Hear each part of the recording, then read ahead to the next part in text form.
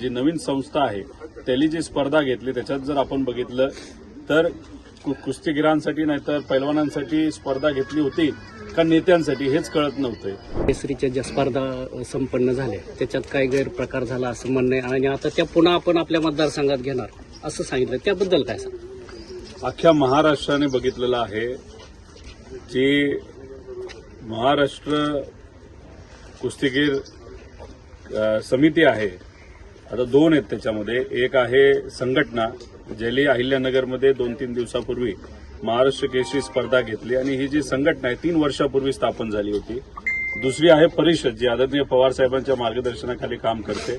70-80 वर्षापासून ती संघटना तिथे काम करते आणि जी पवार साहेबांच्या मार्गदर्शनाखाली संघटना जी आहे ती आजपर्यंत जी कुठली महाराष्ट्र केसरी स्पर्धा घेतली त्याच्यामध्ये कधीही दुजाभाव झाला नाही, चुकीच्या गोष्टी तिथे झाल्या नाहीत।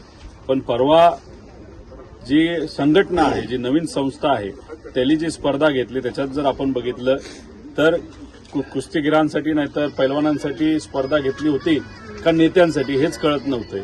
कारण का जिथं ती स्पर्धा घेतली जात होती त्याच्या अवतीभोवती आपण बघितले तर फक्त नेते बसले होते आणि जे माजी महाराष्ट्र केसरी होते त्यांना बसण्याची सुद्धा व्यवस्था नव्हते, त्यांचा सत्कार मान सन्मान तिथे केला गेला नाही, असा कुठेतरी दुजाभाव घेतला गेला आणि जो काही निकाल लागला तो अख्ख्या महाराष्ट्राने बघितला। लहान मुलाला सुद्धा विचारलं तर ते सांगतील की अन्याय काय तिथं पैलवानांवर झालेला आहे। मग अशा पद्धतीने काही ठराविक लोकांना निवडून देण्यासाठी नाहीतर जिंकून देण्यासाठी ती स्पर्धा घेतली असं जाणवतं।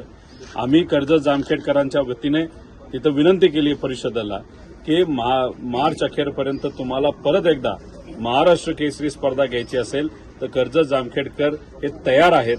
ती विनंती आम्ही त्यांना केलेली आहे।